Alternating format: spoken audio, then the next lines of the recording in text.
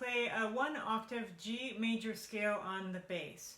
Now the G major scale is not too tricky, it's all in first position, and so you do start on your lowest string, the E string. Remember that when you're playing on the E string you need to move the bow slower and really put a whole lot of arm weight into the bow to get a good sound. So we're going to start with our second finger in first position.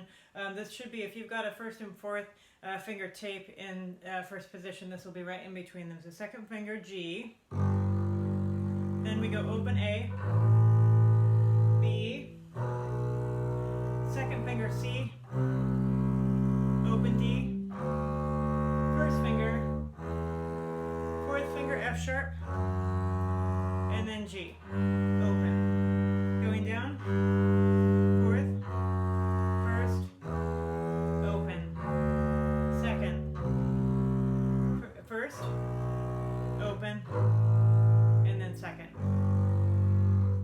So now that we've got the fingering down, let's go ahead and play it nice and slow with a beat.